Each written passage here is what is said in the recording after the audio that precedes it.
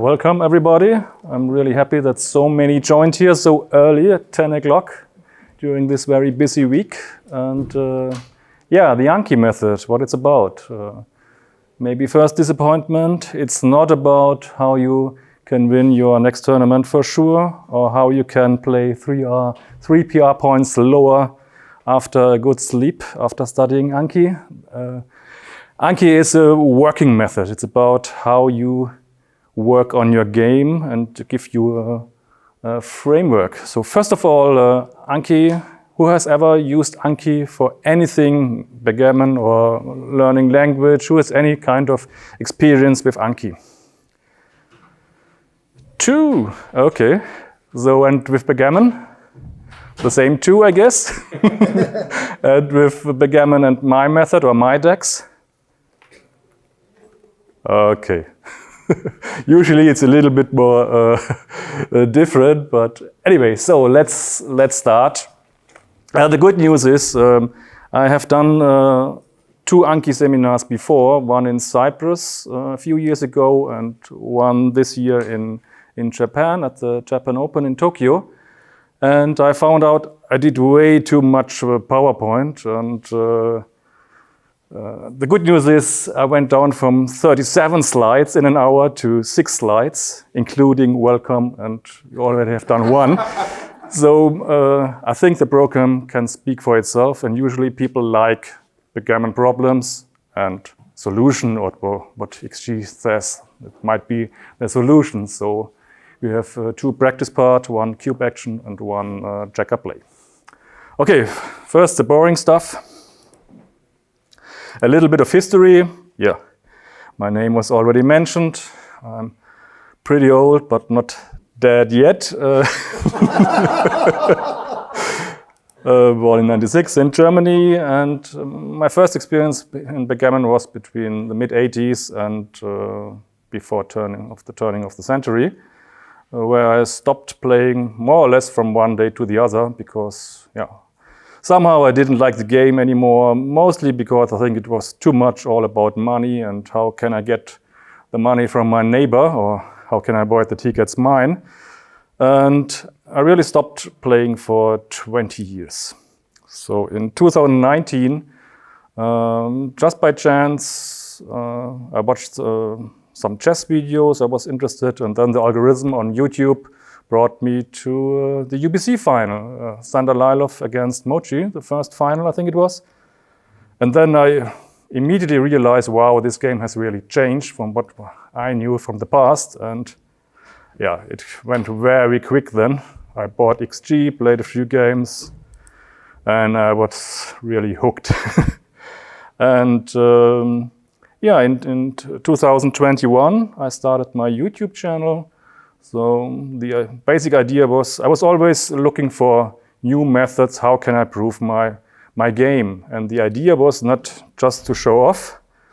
It was about, maybe I should record my matches and talk during the matches, and later on I have another aspect of analyzing. I can hear what did I say and before doing this blunder, and that was more or less the idea of the YouTube channel.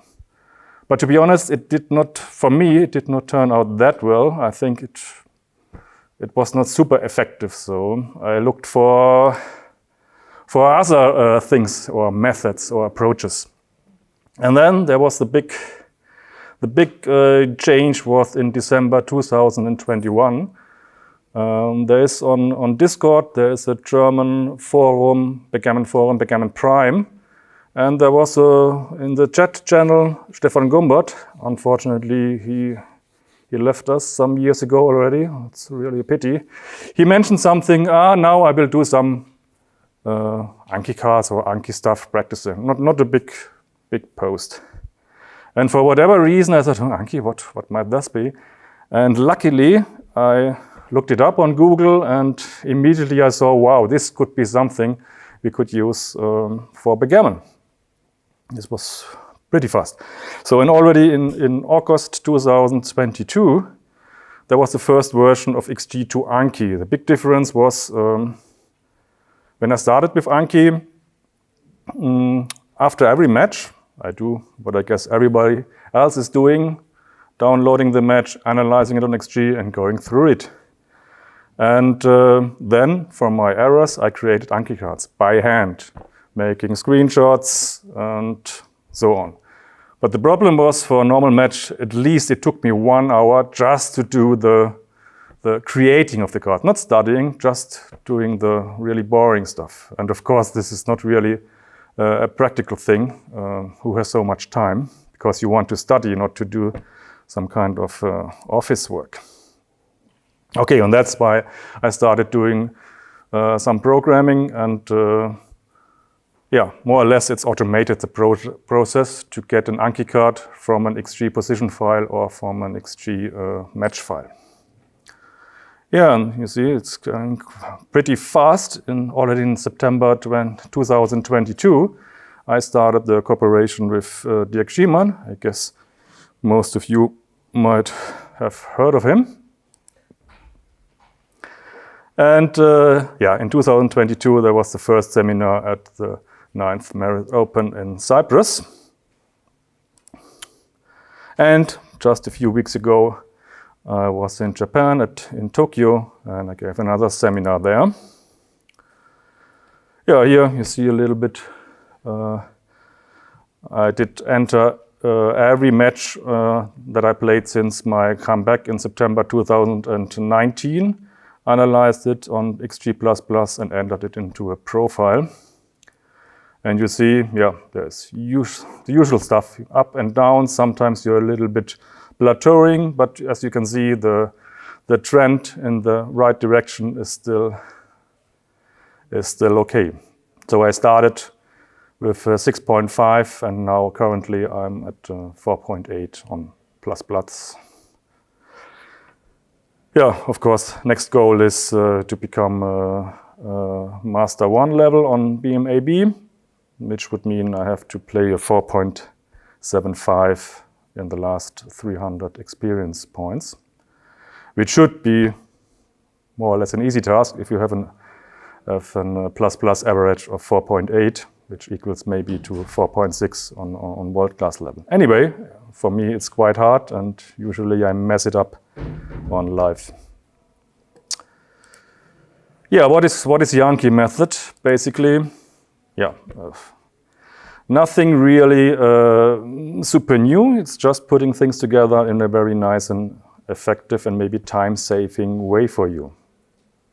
Doing the same as everybody, trying to learn from XG. So we are combining two programs, Extreme Gammon and Anki.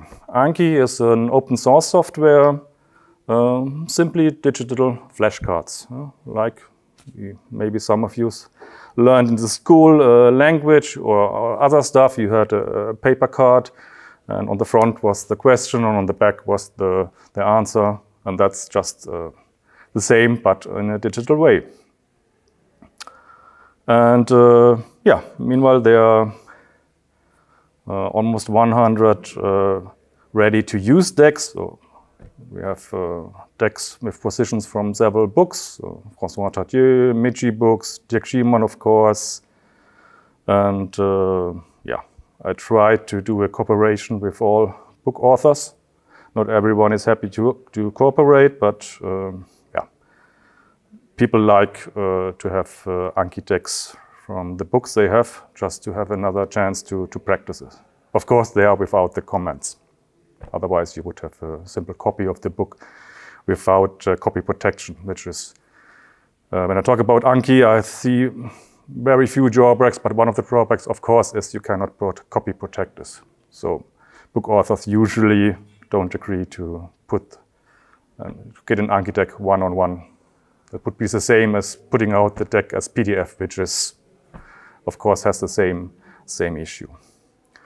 The other version is personal decks, so you can send me XG position files or your match files, and you can either say, in case of match files, I want to have a card for a cube action more than, for example, 100 millipoints, Checkup play maybe more than 60, and I have a third threshold for the opening phase.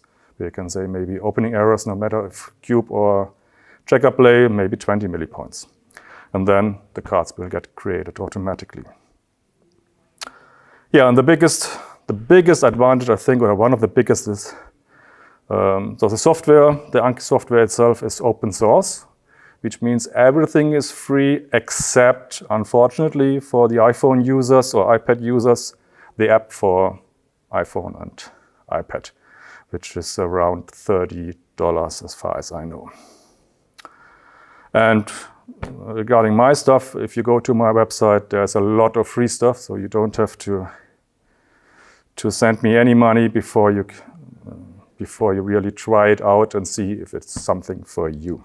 So the only thing you have to invest, if you want to test it, is if you're an iPhone user, I would recommend to use the app, because that's a big thing. You can create what is called an Anki account, where you just have to enter your email and select a password.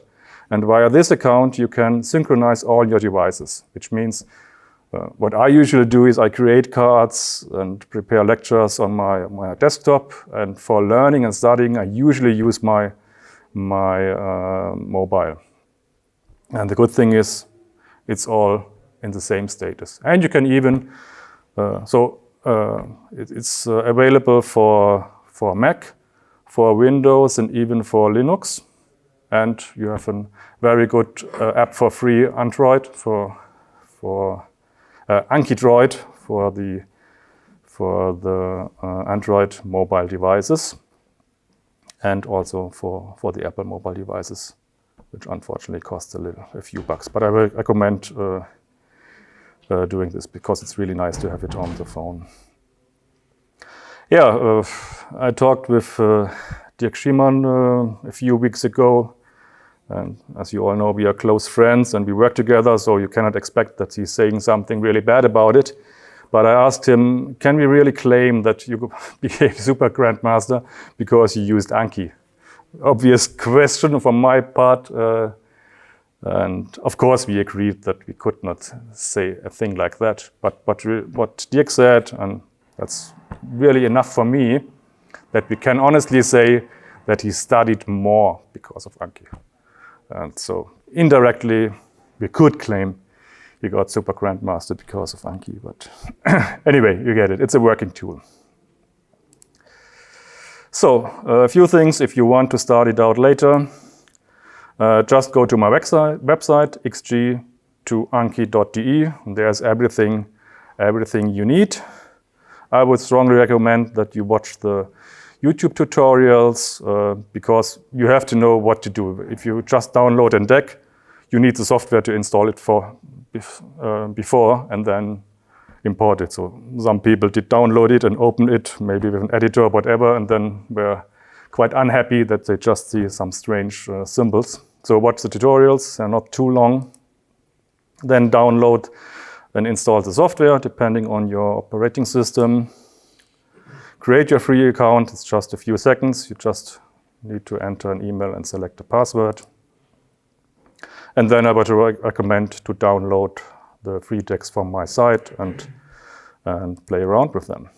And if you want to be super clever, read the frequently asked questions section on my website to avoid asking the questions that many others before have asked. Okay, so what is the time? Did I make it in 10 minutes, the theoretical part? 20 past. 20 past, uh-oh. So it would be nice if someone could stop me at in 20 minutes, because now I want to divide it into two parts, Checkup, play, and cube action. And the good thing is that you are the first, so you get a choice. I want to do one Checkup play and one cube action. And what I have prepared is on Checkup play side. It's so common to give things new names. And so in the opening phase, if you have to decide between splitting and slotting, this is one topic. And yeah, I looked it up if it is something strange, but really Google did not find anything. There is something called splotting with a double O. It's when animals lay down flat and spread their legs and arms. So better to check it first. before you get something naughty here, but I think I'm safe. Yeah, and the second one is with a little nice history behind it, or story. It's just how to play double aces in the opening reply.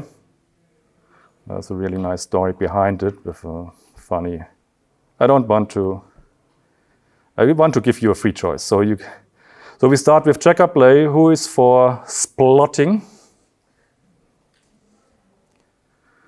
Okay, and now I have to count. 1, 2, 3, 4, 5, 6. And who is for the snake eyes and the... Okay, unfortunately, you have to come back tomorrow to hear the funny story with the snake eyes, and we go for Splotting.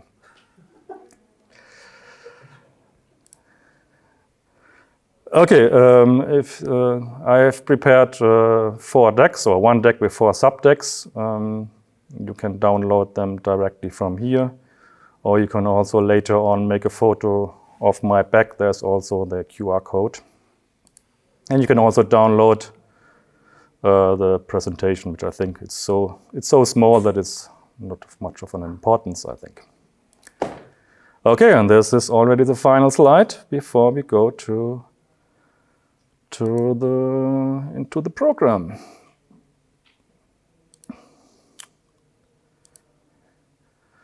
Okay, this is... Okay, why don't we see anything? Do we have to stop the PowerPoint?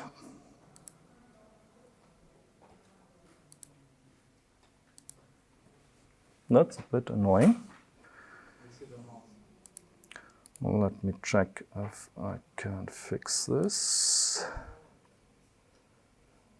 Ah, okay, I have to duplicate. Sorry for that. Okay, that's the main screen. In my case, I'm on a Windows PC, and yeah, the first thing you see is your deck list. I have organized it by the author of the deck. I don't want to talk too much about it. And now we have here the Backgammon Festival deck, and you guys voted for Splotting.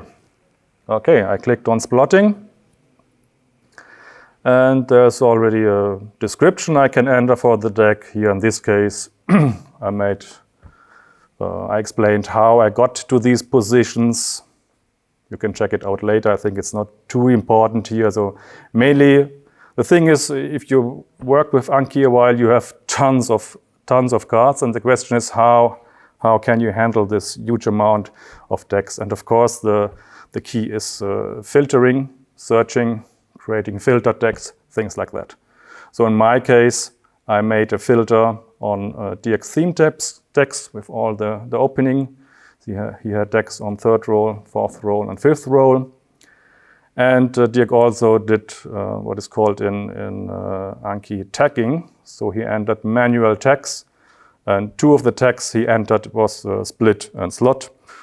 So the cards all are containing positions where Dirk thought that either splitting or slotting is at least an option. But be careful, it may be a 3rd alternative. And here a brief overview, what I think is quite important regarding slotting or splitting. Of course, always it's important the structure. I guess most of you that heard of blitzing and priming structure. We're talking more about this later in the positions. Obviously, if you have a priming structure, this favors slightly slotting and is against splitting. And if the opponent has a blitzing structure, stacks, or typically after early double 5, it's not so a good idea to split and make his main game plan even more attractive for him. And of course, the race. If you're ahead in the race, splitting is a kind of preparing for an advanced anchor or running. So if you're ahead in the race, it makes splitting more attractive by itself. And If you're down, you want to prime. Of course, you want to slot more. It's easy. Then checkers in the zone, nothing new. The more checkers in the zone, the less attractive gets splitting. Then, of course, a very, very strong concept is if the opponent has an early advanced anchor. Pretty sure most of you are very experienced players here, so it's no secret that you really have to fight for your own advanced anchor. So splitting and drastic measures are really, really called for. And then, of course, the quality of the slotted points. It's a huge difference if you slot the 5 or your 4 point, for obvious reasons. Then, how many other plots do I have? If, for example, if the slot is missed, has the opponent the opportunity to hit somewhere else to make it harder for me to cover my missed slot.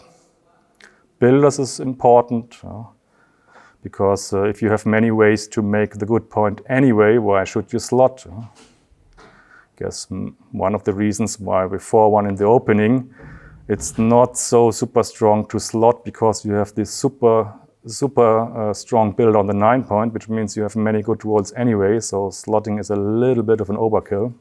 At least that's an idea how to explain why it's not so good to slot with a 4-1. And yeah, and if you're heavily underdeveloped, especially if just a 1 point board, it's often right to really fight with a slot for the next point. Okay, what do we see here? A little bit about Anki. You see here there are 10 new cards today. Just to mention it briefly, if you install Anki, the default setting is that you get per deck 20 new cards per day, which in my case I found out usually it's way too much, especially if you work with several decks. That of course you can change. And the idea of Anki is that it's made for memorizing, and Anki also means, it comes from a Japanese word Anki, which means memorizing. I would have preferred it would have been studying, because that's what I'm using it for. And memorizing, to be honest, really memorizing, maybe you can have reference positions, which is you really want to memorize.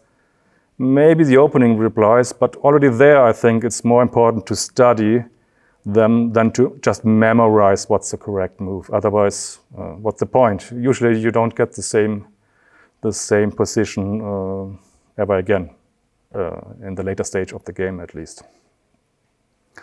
So you see here in this case I changed it, it's 10 new cards, and then you see learning and to review. So the idea of Anki is that depending, you later on answer choose one of 4 options, how hard or easy the question was, and depending how you set this, the same card will appear sooner or later. That's the idea. So it's based repetition algorithm, that's how it is called. Anyway, we see there are 10 cards, and now I finally go to study now. And yeah, so typical layout of the front side of the card. Here we see it's from one of DX third roll decks. In Dick's case, usually it's for money game. And you have the pip count, and you have a few options here. And you can also click on one of the moves. For example, if you click on the letter, you choose the answer. If you click on the text, you can see the final position. To undo it, you click on the same or on another move or on the diagram itself, and then you see your original position. So 6-3, let's just do some fun. And who is for number A? Just running. Anyone runner? Any runners here? No. Who is slotting the 4 point? 1. Who is doing the, I would say, standard opening move with split and down? Okay. And who is doing the crazy, you never play in the opening 2 down? Okay, so the last 2 groups are pretty equal. Maybe on the left side there are the more stronger players. Yeah, it's yeah. What's going on here? What's what is favoring the slot, or what is against the split, or whatever you see. What do we have? We have the structure. What is the structure? White structure and black structure. I think it's kind of obvious. So it's no secret that white has rolled a double 5. So which means he is far ahead in the race. He still has a stack on the 6 point and 3 gaps in his prime. So it's fair to say he's way more a blitzing structure than a priming structure. So very easy to decide. And yeah, the race, obviously, 3-1 against double 5. 16 pips down for black. And black has, with the 5 point, clearly the priming structure, and not so. We could easily stop here. You can also count the checkers in the zone. Clear after double 5, they have 10 checkers, and we all know that 9 is getting iffy, but 10, you better look twice before you split, because you can get very, very nasty. So it really points, everything points into the direction. The only thing that doesn't point into 2 down is if you have never seen it, since we don't know this move from the opening, you may overlook it and play something like 13-4, which is slotting the weaker point, fewer covers. It's not unstacking the midpoint so nicely.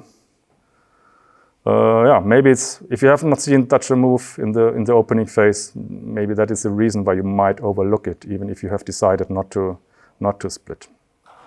Okay, let's say we go for a 2 down.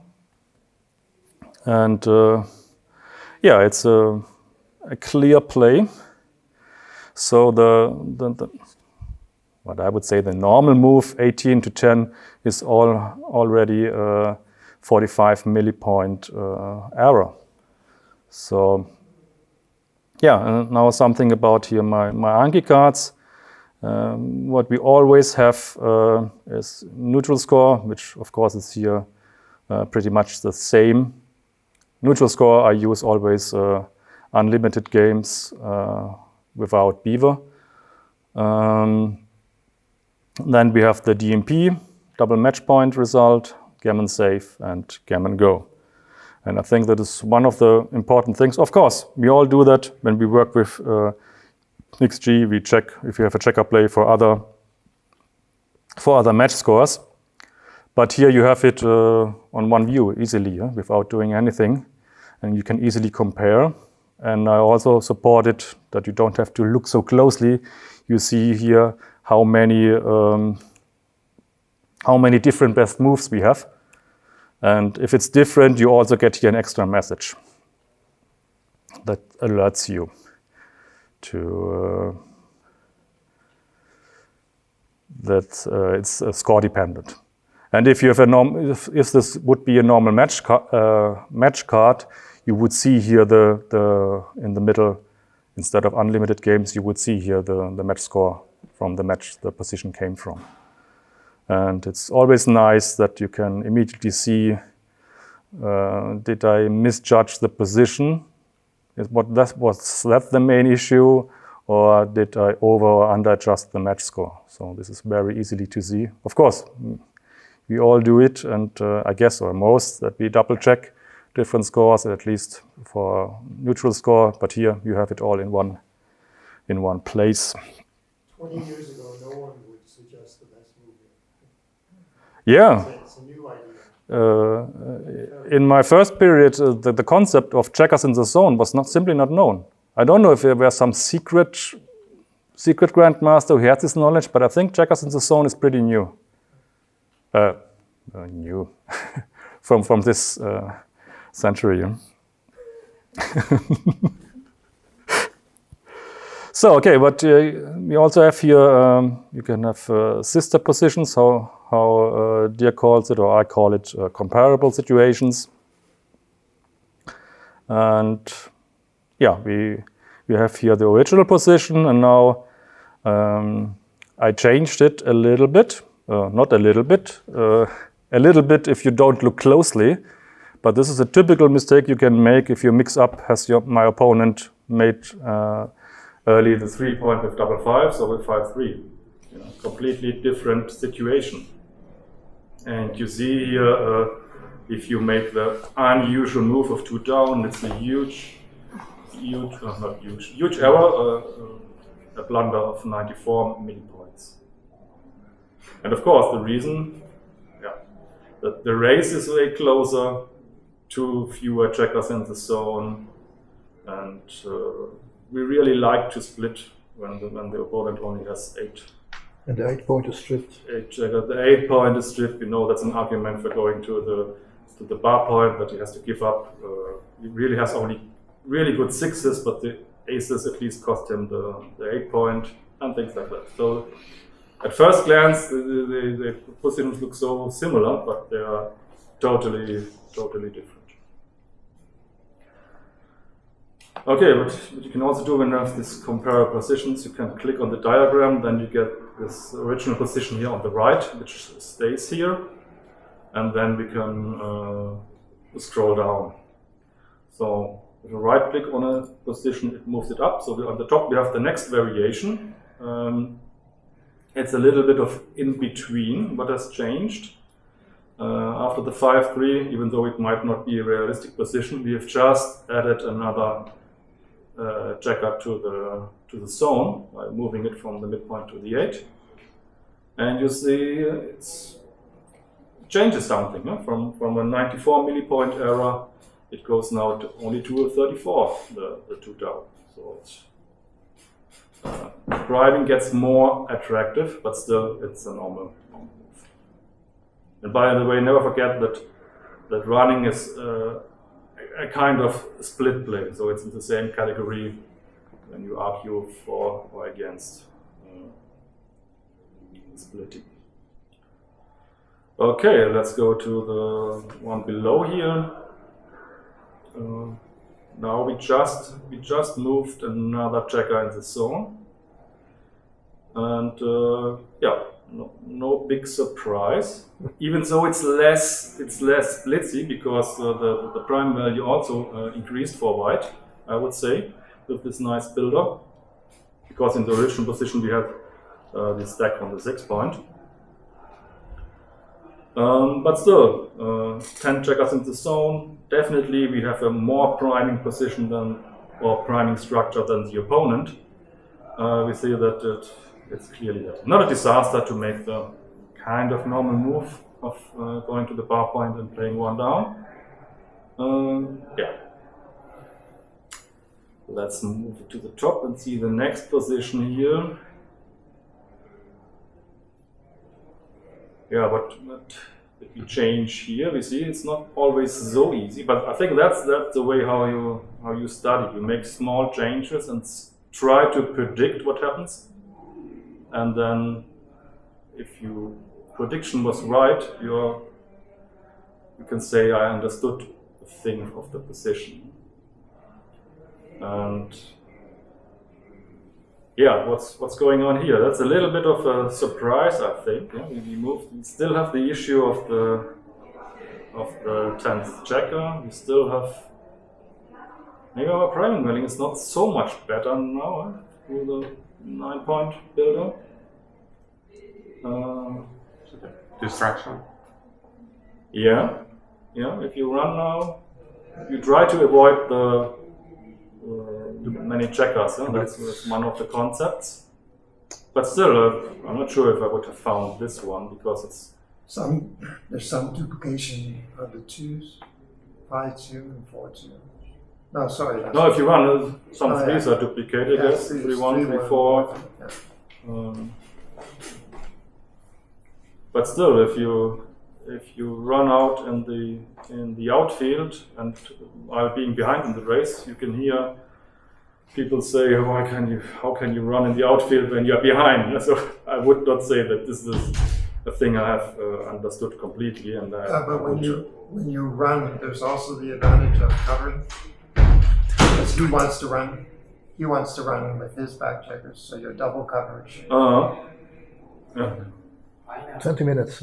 I think prime potential is very important for white now, and there's some diversification with the 6 is gonna eat you, and with other number, you're gonna prime you. So Where if you play Yeah. 1040, yeah. previous No? play. Anyway, I think it's a really interesting variation. Okay, thanks for reminding me that we have only 20 minutes left, which means I want to switch to a cube action deck. So you see, I prepared 10 positions with lots of variations, and that's times 2 per day. I knew that it was way too much for 1 hour, so. But the good thing is you can download this stuff for free and check it out. So, same question here. I have 2 types of decks. One is what is called escape doubles, which means very early doubles. You have escaped most of your backtrackers or all, and but your front structure is more or less pretty underdeveloped. When can this be a double? And the other one is which are called double dance doubles, where the opponent is with 2 checkers in the bar in the early stage, and obviously the offender cannot have not much else to make it still interesting. That's the 2 positions. Who wants the escape doubles? Okay. Though the rest wants the double dance? Or not decided? Who wants the double dance? So it's 2-2, then I decide. Let's do the escape doubles. Okay, same thing here. I want to keep it short. Maybe we get a few more positions then. I filtered it. You can, if you're really interested, you can download it and see what I did to get these positions from my database. And yeah, this, don't think that I'm crazy. No, you're right when you think I'm crazy, but that it's a mistake. I did this on purpose, which I like to call artificial reference positions. It's clear that this position can never happen. But I just wanted to find out, and I use this very often when I do coaching for my students, just to get a sense for how much is it worth when you have in the early stage, when you have a big racing lead, 22 pips, and you have escaped your backtrackers. We all know it's valuable, but we also know how fragile this is. How can you bring it home when you have no front structure at all? So the question is, who would double this in an unlimited game? Who think it's close? Who think it's a blunder to double this? Who think it's a big blunder? So let's say more than 100, 110, 120 millipoints. Okay, then no surprise, it's no double take, so what can we learn from it? But I think these numbers are really, really interesting, at least for me. And I think you can explain a lot of early missed doubles where you said, oh, I need to improve my front structure. I see the value in race and escape backtrackers, but I want at least one homeboard point. Yeah? And yeah, for me, that this is already 2-1. Yeah, sure, but the super stack, no developments or whatever, and it's only a 56 millipoint error to double this. That's crazy, I think. Yeah. And yeah, what you see here on the right side is, so Frank, I guess all of you have visited Frank Berger's lesson yesterday. He mentioned that it's the only program with a score matrix. And of course he's right, because he was talking about playing and analyzing programs. But this is one of the things I thought was missing in XG, and I'm sure all serious students do this in some kind of way, Excel way, and put it out. And if you do it, you know how much work it is. Even if you have a fast computer, it's an annoying task. And I have automated this as well, so that I have also in all cube cards the score matrix, which means you have the results for all scores in a 7-point match. And it's always color-coded, and you always see the number. The first number is the error size if you do the wrong action. So let's say here in, let's go for 4 away, 2 away. You see if you don't double this at 4 away, 2 away, it's already a 107 millipoint error. Crazy. And the pass would only be a 32 millipoint error. I couldn't believe it. Maybe rollouts will change it, but still, I think you get the idea. And I think Might even be a pass on a rollout. you don't know. Yeah. So, in just a small feature, you can always click on a cell here. For example, if I click on 4 away, 2 away, I get this theory information. So take point 20%, gammon price for the current cube and for the next level, things like that. And you can 8 minutes. Okay. Yeah. Then I also added some nerdy stuff here. Who have bought Dirk's theory of backgammon and has it on the shelf? Who has Dirk's theory of backgammon book at home? Or who has read it? Who has understood it? At least 50%? Okay. Yeah, there's also some stuff with, he explains gammon adjusted wins and recube wick and things like that. And I've also included these formulas. And I guess everybody knows here the term volatility. As a concept I think we also didn't have in the 90s, at least we did not name it like that.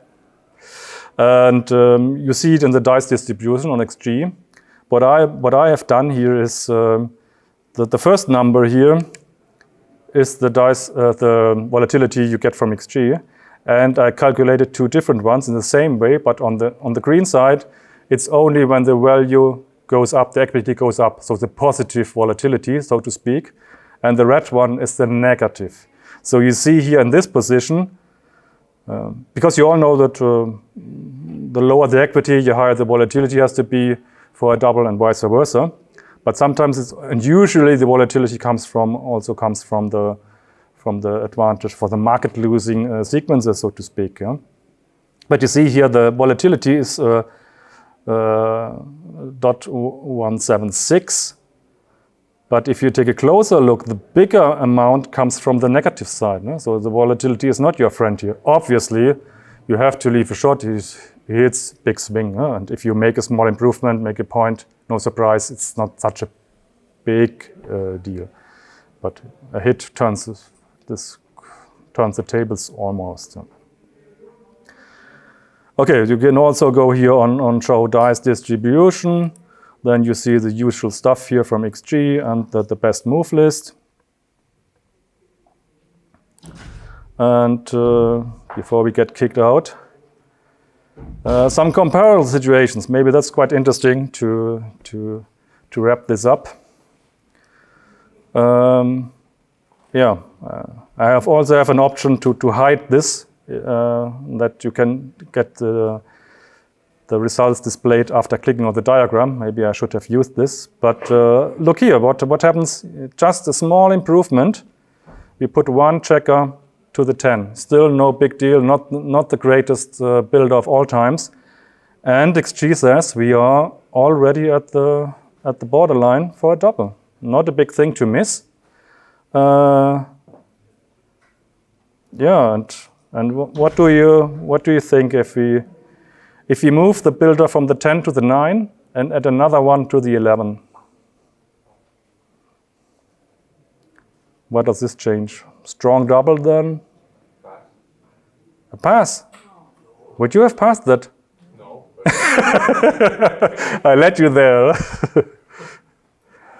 I let you there. Yeah, isn't that amazing? This should be already borderline take pass. I would never thought of passing here. Never. And maybe it's a take. We don't know. It's too close to call. But at least it's unlikely that the pass is a 200 millipoint error, I guess. So this shows really how strong escaping with the back checkers and an early heavy race lead is.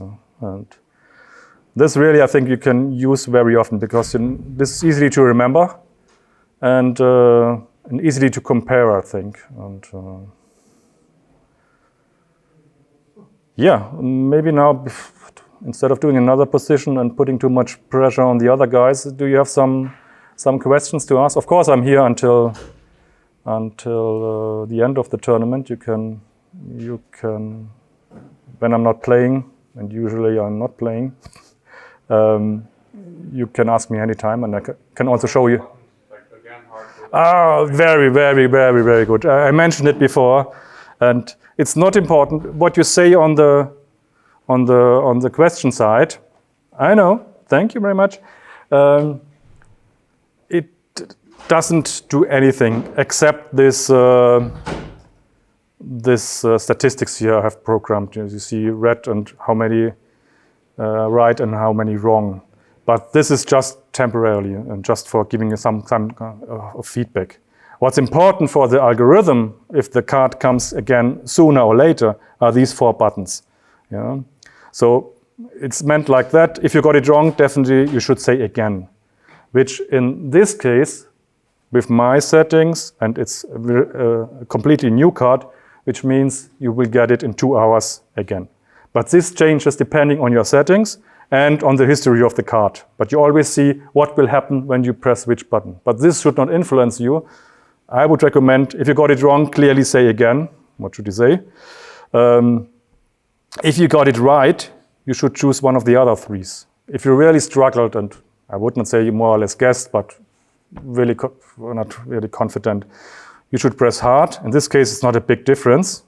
Later on, it may make a huge difference between weeks or even years. I have cards that will come again in years. So if it's, you were quite confident, but would not say it's totally super easy and why is this card inside or how could I have ever made this? So if you're, you say just good. And easy, I would recommend if it's really, really trivial for you, or you think it's more or less a beginner's or intermediate question. Okay, any more questions? I think we have 30 seconds left. Is it difficult to make your own cards to eliminate the face, for example? Yeah, it's not difficult. You just have to, it depends how much your time is worth. Yeah, because you will see on my website, it's not super cheap. If you want to get your own cards and buy the biggest package, which means it's 200 euros, you get 500 cards. But I have to say that the score matrix is not included. It would be 8 credits extra. But you don't have to pay me any money or buy anything. With the downloaded template, you could use them to create your own cards. You just have to do what my program did. Make a graphic of the position, enter it, make a graphic of a screenshot of the result, and you already have your... And you should also... there's a field for the XG ID. Oh, I forgot to mention it. You always have here this copy XG ID here, which means if you want to do further analyzing, you just click here, then you have it on your clipboard, and you can just enter it in with Control V in XG. Small thing, but a really big help, I think. And also, I forgot, these are the tags. Oh yeah, now it's Paulus will kill me. You see there are all kinds of tags where you can filter on. And these are the tags that get created automatically for pip count, how many points player made, opponent made. So you can easily make your own subtags with a specific type of position. Okay. Then feel free to ask me anytime. I can show you it on my mobile. Thank you very much.